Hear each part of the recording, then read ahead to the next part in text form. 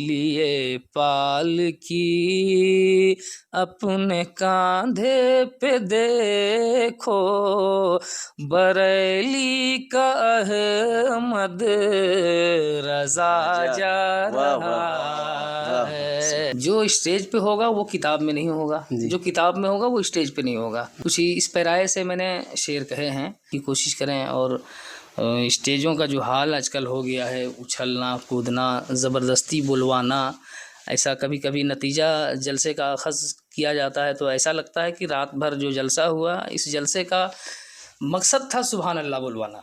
इससे मैं मुतासिर हूँ आपके इस काम से, और मेरी दुआ है कि आप अपने महाज पे कामयाब रहें और फूले फलें। अस्सलामु अलैकुम वरहमतुल्लाहि वबरकातुहू। उम्मीद है आप हज़रात बख़ैर होंगे। नाज़रीन इकराम, मैं आपका मेज़बान रहबर बस्तवी एक नए पॉडकास्ट के साथ आपकी खिदमत में हाज़िर हूँ। नाज़रीन इकराम, जैसा कि आप हज़रात को मालूम है, इस पॉडकास्ट में उलमा, शोरा, पिराने इकराम और उलमा इकराम के इंटरव्यू लिए जाते हैं। उनके हालात ज़िंदगी पर बात होती है और कुछ अहम सवालात होते हैं। नाज़रीन इकराम, आज के इस पॉडकास्ट में हमारी और आपकी जो महबूब शख्सियत हैं वो किसी तारुफ़ के मोहताज नहीं है। जी हाँ, आप चेहरा देखकर पहचान गए होंगे। उस्तादुश शोरा, शायर आज़म हिंदुस्तान, हज़रत अलहाज मुबारक हुसैन मुबारक तशरीफ़ रखते हैं। आइए आपकी मुलाकात करवाते हैं। अस्सलामु अलैकुम वरहमतुल्लाहि वबरकातुहू। वालेकुम अस्सलाम वरहमतुल्लाहि ताला वबरकातुहू। खैरियत से हैं हाजी साहब? अल्लाह का एहसान अज़ीम है। और आप कैसे हैं? जी अल्हम्दुलिल्लाह। आपकी इजाज़त हो तो सवालात का आगाज़ करें। जी बिल्कुल। हाजी साहब, सबसे पहले तो हमारे नाज़रीन जानना चाहते हैं, आप अपना मुख्तसर तारुफ़ फरमा दें। जी, मेरा नाम मोहम्मद मुबारक हुसैन जी और मेरा कलमी नाम मुबारक ही है, तखल्लुस जिसे कहते हैं। जी और मेरी पैदाइश गिरिडीह के एक देहात में जी कारूटांड है, जहाँ मेरी पैदाइश हुई है 1983 में। तो नहीं, आपका नाम मोहम्मद मुबारक हुसैन, जी ये मुबारक एक तखल्लुस है। जी जी। और हमारे नाज़रीन जानना चाहते हैं कि आपकी इब्तदाई तालीम जो रही वो कहाँ से आपने हासिल की? इब्तदाई तालीम गाँव ही के मकतब में हुई है। मेरे गांव के ही एक बहुत नेक इंसान मौलवी अब्दुल कादिर साहब, जो रिश्ते में हमारे भाई भी लगते हैं, और उन्होंने इब्तदाई तालीम से मुझे आरास्ता किया। फिर वहाँ से मैं धनबाद आया। मेरे वालिद साहब वहाँ नौकरी करते थे और कुछ तालीम वहाँ से भी मैंने हासिल की। सर, तो ये पूरा मुकम्मल तालीम आपने कहाँ तक हासिल की? मुकम्मल तालीम मैंने दरस निज़ामिया से फ़जीलत की है जी। और मेरी तालीम का अक्सर हिस्सा और अक्सर अय्याम जो गुज़रे हैं मदरसा हनफिया जौनपुर, माशाअल्लाह, जो मुसन्निफ़ क़ानून शरीयत हज़रत शम्सुल उलमा अलैहि रहमत व रिज़वान का कायम करदा इदारा है, वहीं मैंने अक्सर अय्याम तालीम के गुज़ारे हैं। फिर दस्तारबंदी मेरी हज़रत सैयद असगर इमाम साहब क़िबला औरंगाबाद अमजर शरीफ, जो दारुल उलूम फ़ारूक़िया बनारस के प्रिंसिपल थे, उनका एक इदारा है दारुल उलूम फैज़ान सैयदना, वहीं से सनद फ़जीलत व क़िलत मैसर आई है। आपने दस्तार की बात की तो हम ये भी जानना चाहेंगे कि आप अपने कुछ मख़सूस असातिज़ा का ज़िक्र फरमाना चाहें जिनका एक अहम रोल रहा आपकी ज़िंदगी में। जी, हमारे मख़सूस असातिज़ा में सबसे पहला नाम आप शेख़ तरीक़त खलीफ़ा हुज़ूर मुफ्ती आज़म हिंद हज़रत अल्लामा मुफ्ती शमशुद्दीन अहमद साहब क़िबला बहराइची, वो हैं। और उसी मसूदुल उलूम छोटी तकिया में एक उस्ताद हमारे हैं हज़रत मुफ्ती शमीम हसन साहब क़िबला, जी, जिनसे जिनसे मैंने जलालैन शरीफ पढ़ी है।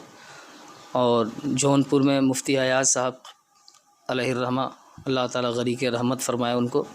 और शहज़ादा हुज़ूर शम्सुल उलमा हज़रत अल्लामा मुफ्ती मुहिउद्दीन अहमद हिशाम जाफ़री जौनपुरी, वो भी अल्हम्दुलिल्लाह उस्ताद हुए।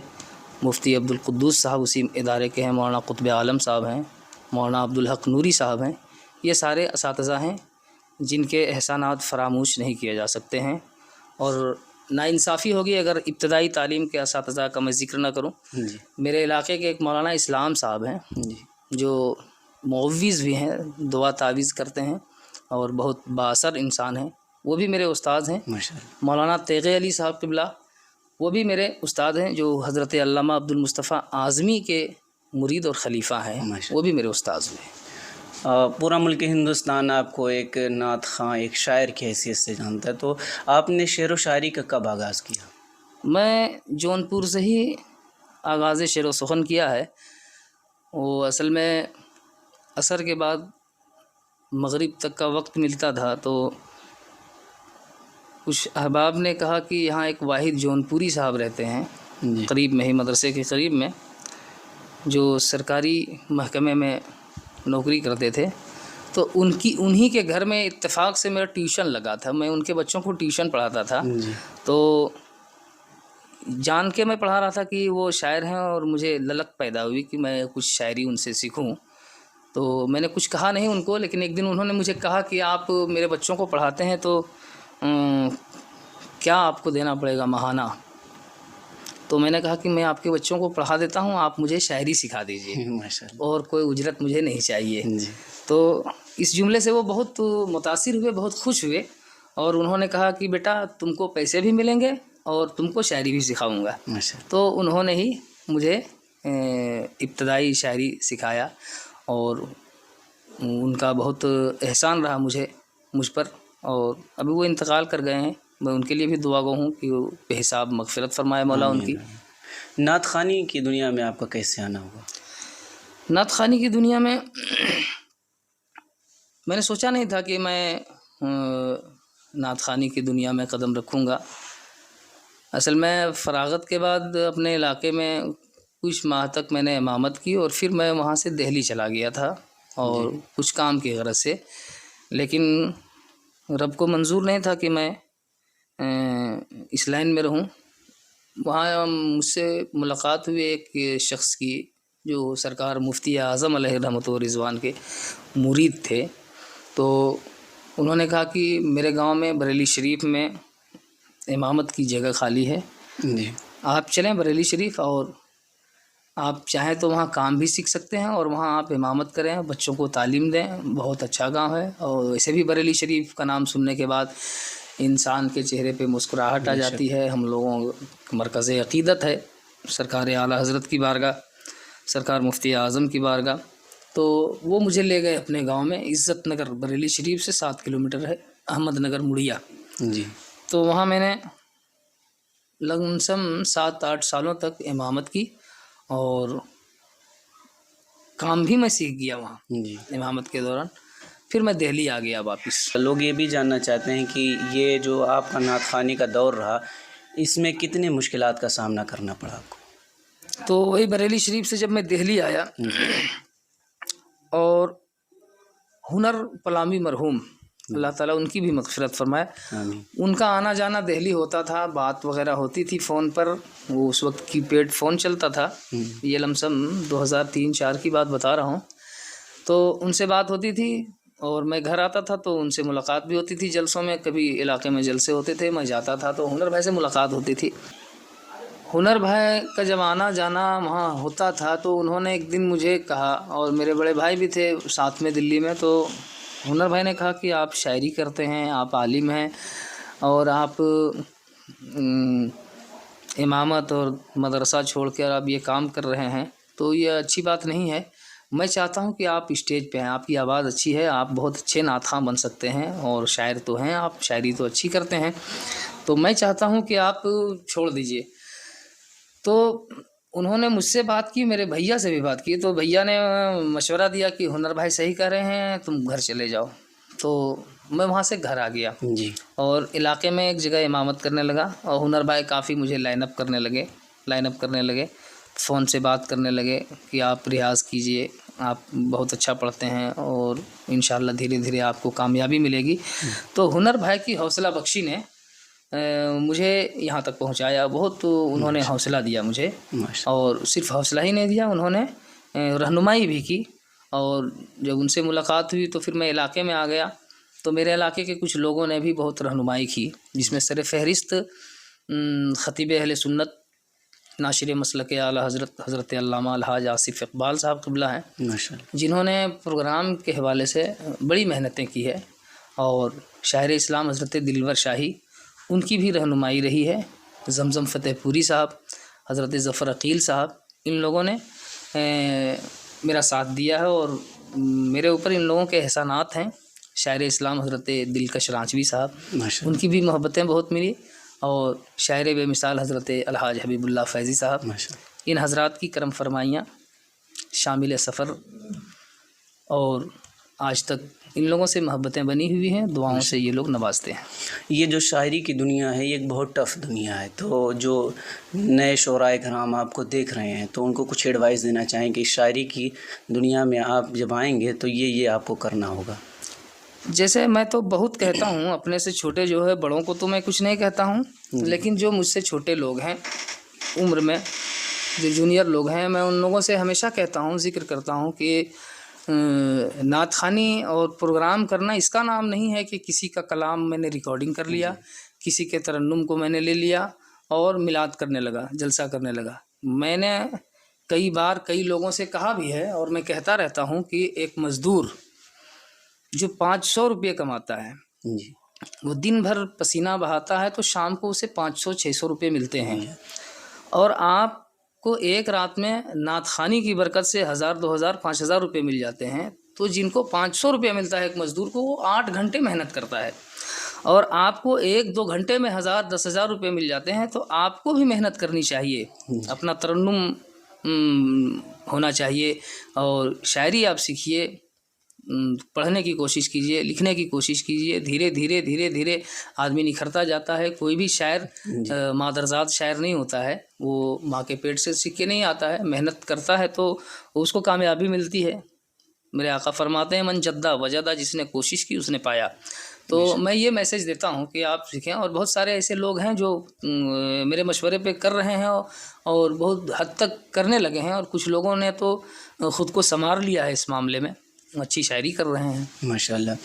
जैसे हाजी साहब, आप की एक किताब मंजर आम पर आपने मुरतब की, लेकिन वो अभी तक मंजर आम पर आई नहीं है शायरी के हवाले से, तो आप आज इशारा कर ही दें कब तक वो मंजर आम पर आएगी। जैसे शायरी मेरी 2 तरह की हुई है जी स्टेज के लिए मैंने कुछ अलग कहा है, आवाम के लिए कुछ अलग कहा है, और किताब के लिए कुछ अलग कहा है।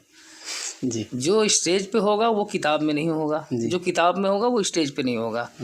कुछ ही इस पैराए से मैंने शेर कहे हैं, तो उसको दीवान की शक्ल में दे रहा हूँ, और बहुत जल्द मंजर आम पर आ जाएगा। कुछ मसरूफियात, कुछ उमूर ख़ानादारी, ये सारे मामलात साथ में हैं, तो कुछ कलाम रह गए हैं जी, वो इंशाल्लाह इस साल के आखिर महीने तक इंशाल्लाह उसकी कंपोजिंग और किताबत व तबाअत का काम शुरू हो जाएगा इंशाल्लाह ज़रूर।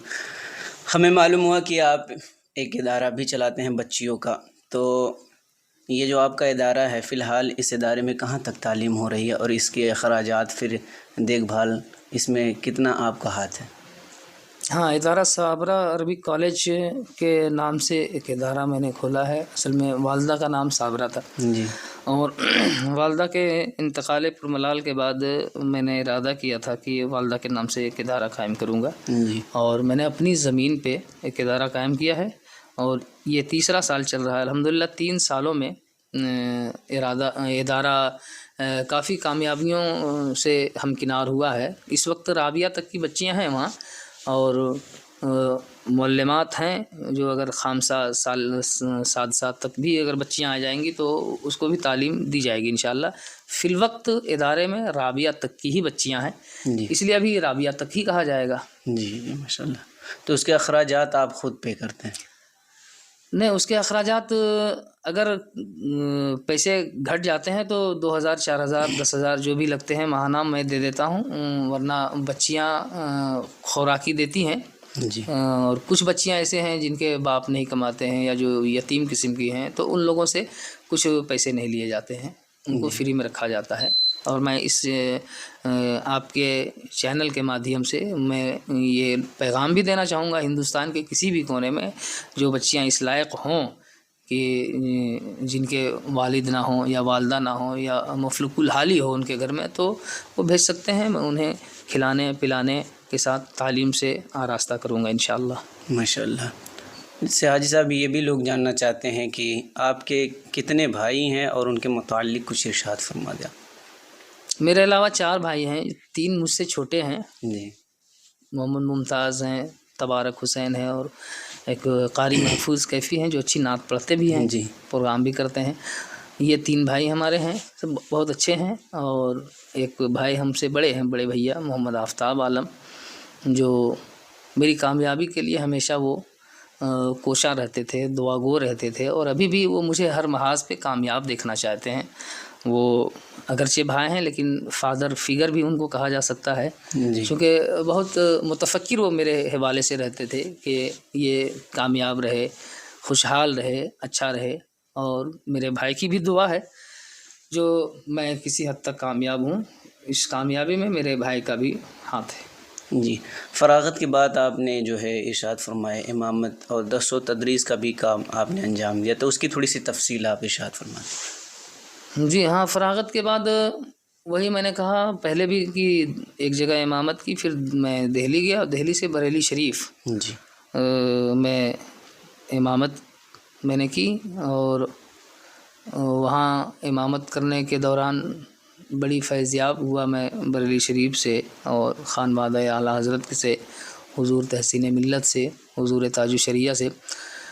हुज़ूर तहसीन मिल्लत की खिदमतें भी मैसर आई, हुज़ूर ताजुल शरिया की खिदमतें भी मैसर आई। वहाँ से आने के बाद मैंने कहा जब हुनर भाई ने मुझे इलाक़ा भेजा तो फिर मैं यहाँ इमामत व ख़िताबत में मुंसलिक हो गया, उनसे मुंसलिक हो गया, और यहाँ भी इलाक़े में भी इमामत वग़ैरह किया, और वहीं से मैं स्टेज की तरफ कदम बढ़ाया और हमारे अहबाब ने साथ दिया। और आज मैं जहाँ हूँ अपने वालिदैन की दुआओं से हूँ, अपने भाइयों की दुआओं से हूँ, अपने जुमला मुशफ़िक़ अहबाब की दुआओं से हूँ। मैं भी आपके साथ रहा तो मुझे एक चीज़ का पता चला कि आप जो है गरीबों की किफ़ालत भी करते हैं।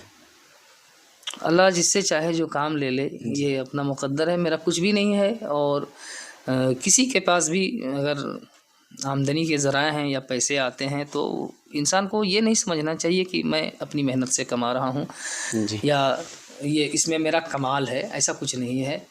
कोई भी इंसान कमाता है उसमें उसका कमाल नहीं होता। सबसे पहले फ़ज़ल इलाही शामिल होता है मेरी कमाई में या मेरे रहने में। सबसे पहले फ़ज़ल इलाही है, मेरा कमाल कुछ नहीं है, अल्लाह का फ़ज़ल है, अल्लाह के रसूल अलैहिस्सलाम की मेहरबानियाँ हैं, बुज़ुर्गों की दुआएं हैं। हो सकता है कि मैं किसी गरीब की दुआओं से कमा रहा हूँ, तो ऐसा करना चाहिए, मैं करता हूँ। और मैं चाहूँगा कि हर आदमी करे ऐसा, जितने लोग कमाते हैं। सखी की कमाई में सबका हिस्सा है, उर्दू के कायदे में हम लोग पढ़ते थे, तो इस पे अमल होना चाहिए। जी जी। वालिदैन के मुताल्लिक़ क्या कहना चाहेंगे आप? वालदा तो 2014 में गुज़र गई, और वालदा से बेपनाह मोहब्बत मैं करता था, और वालदा भी मुझसे बेपनाह मोहब्बत करती थी। वालदा के गुज़रने के बाद 2-3 सालों तक बहुत टूट गया मैं, और अभी भी वालदा की दुआएं मेरे साथ हैं।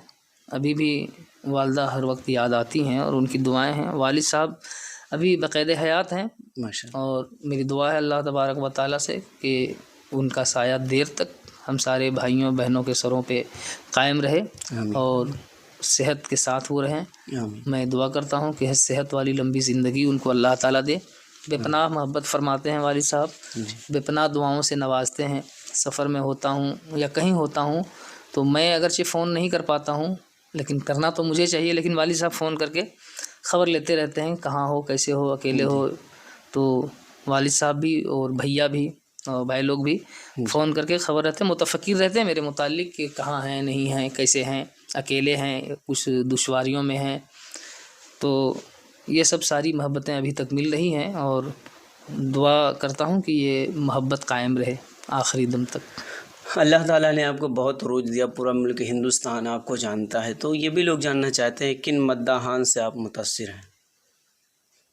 वैसे बहुत सारे मद्दाहान हैं और जिनसे मैं मुतासिर हूँ, और सबकी शुमारी और सबका अस्मा का ज़िक्र इस वक्त करना मुश्किल है, लेकिन फ़िलवक्त शायर इस्लाम हज़रत अलहाज हबीबुल्लाह फैज़ी साहब क़िबला जी, जिनसे मैं मुतासिर हूँ। शायर इस्लाम हज़रत अलहाज दिलकश रांचवी साहब बड़ी मोहब्बत फ़रमाते हैं। शायर इस्लाम हज़रत ज़मज़म फ़तेहपुरी साहब जी, बहुत मोहब्बत फ़रमाते हैं।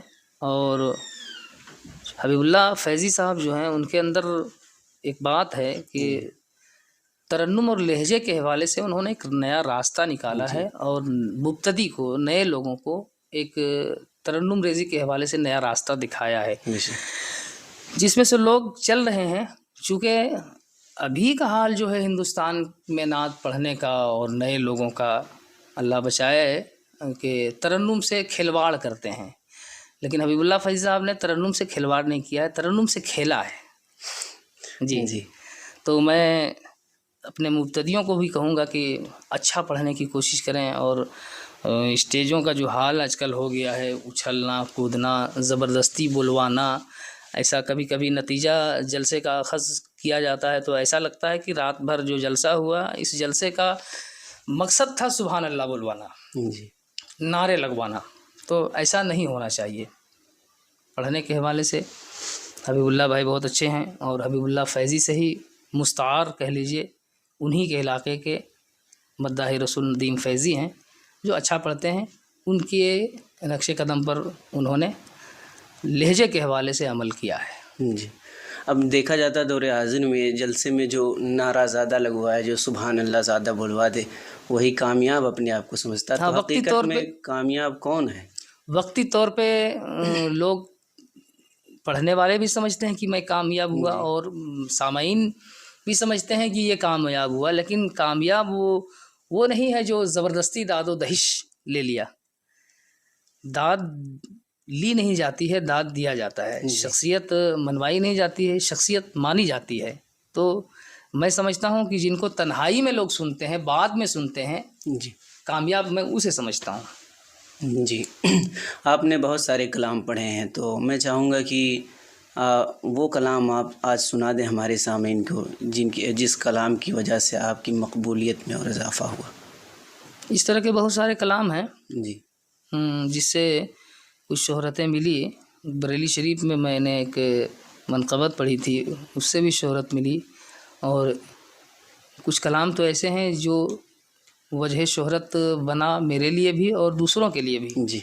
बहुत सारे कलाम ऐसे भी हैं तो जिसको मैंने भी पढ़ा और मुझे भी शोहरत मिली और मकबूलियत मिली, और मेरे अलावा जो मेरे छोटे भाइयों ने पढ़ा उन लोगों को भी उससे शोहरत व मकबूलियत मिली है। जी। तो मैं चाहूँगा अगर एक दो शेर आप तरन्नुम में उसे सुना दें, किसी कलाम का एक दो शेर। दुरूद शरीफ पढ़ें। अल्लाहुम्मा सल्ली अला सय्यिदिना नबीना मौलाना मुहम्मदिन व आलिहि वसल्लम। सल्लल्लाहु वसल्लम अलैका या रसूल अल्लाह, सलातुम व सलामुन अलैका या हबीब अल्लाह सल्लल्लाहु तआला अलैहि वसल्लम। कलाम मैंने पढ़ा था, उस कलाम से भी मुझे काफ़ी शोहरत मिली। जी। कि बशकिले मुसल्ला है क़िरतास फैला, कलम आज उस पे झुका जा रहा है। सनाए हबीबे खुदा हो रही है, ये दिल सूवे गारे हेरा जा रहा है। बशक्ले मुसल्ला शब वसल है, ये मिलन की घड़ी है। सदा अर्रहीलो की आने लगी है, खुशी से दुल्हन अश्क बरसा रही है, कि सरहद पे अब हंज़ला जा रहा है, खुशी से दुल्हन। इसका एक शेर मैंने पढ़ा था मसूरी शरीफ में। काफ़ी अकाबरीन थे, मशाइखीन थे, शोरा इकराम थे, बहुत दुआएं मिली थी। वो शेर था, तुम्हें कुछ खबर है, तुम्हें कुछ पता है, कि आले पैगंबर का क्या मर्तबा है कि आले पैगंबर का क्या मर्तबा है। लिए पालकी अपने कांधे पे देखो बरेली का अहमद रजा जा रहा है खुशी से दुल्हन। ये भी वजह शोहरत बना कलाम। जी माशाल्लाह। अच्छा, लोग ये भी जानना, जैसे अब नए दौर के शोरा आ रहे हैं, तो आप जब पीछे मुड़कर देखते हैं आज के 10 साल पहले वो दिन और आज का दिन, आजकल बड़े बड़े उलमा जो जलसे की ज़मानत हुआ करती हैं, पीछे 10 साल आप जाएंगे तो आप देखेंगे कि आप दिल्ली का जिक्र आपने किया, तो कल में और आज में कितना फ़र्क देखते हैं आप? कल में और आज में काफ़ी फासला हो गया, बहुत फ़र्क हो गया।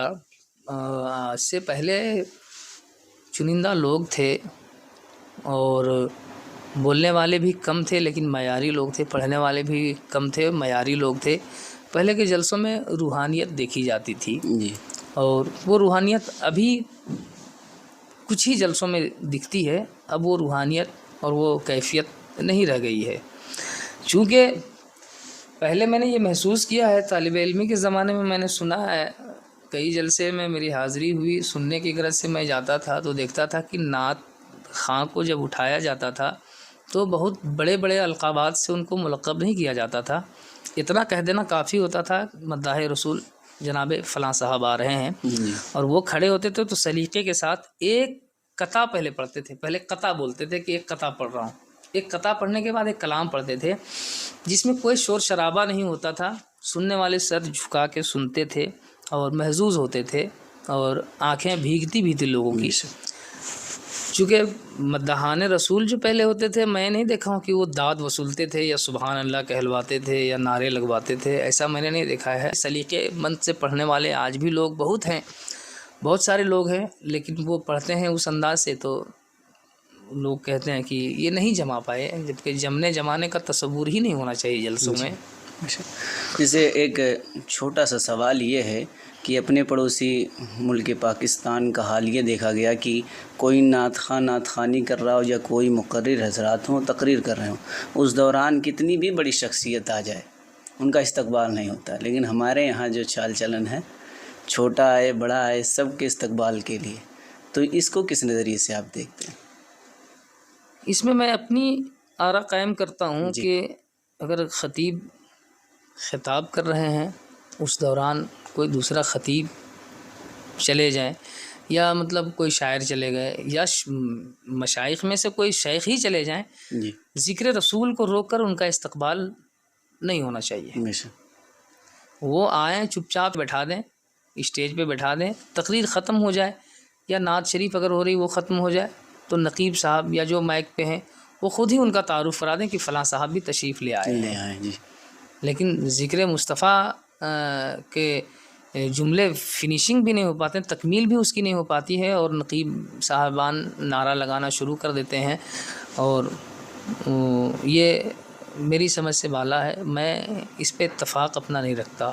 जी, आते हैं आखिरी सवाल की तरफ। ये हमारा प्रोग्राम है जो हमने स्टार्ट किया है, उलमा शोरा पिरानी कराम की हालत ज़िंदगी पर बात होती है और फिर उनसे कुछ अहम सवालात होते हैं। तो इस प्रोग्राम के बारे में आप क्या कहना चाहें? बहुत अच्छा आप कर रहे हैं जी, और आप ऐसा करते रहें इंशाअल्लाह। मेरी दुआ है कि आप इसमें कामयाबियों की तरफ गामज़न हों और ये मुझे पसंद आया, क्योंकि इस तरह के इंटरव्यू मैंने कभी दिया नहीं था। कई लोगों ने कहा भी था, झारखंड में भी एक चैनल इस तरह का चालू हुआ है, उन्होंने कई बार हमको फ़ोन भी किया और फ़ोन करने के बाद ये भी कहा भी कि अपने अहबाब से आप बात करें कि मैं इस तरह का काम कर रहा हूँ।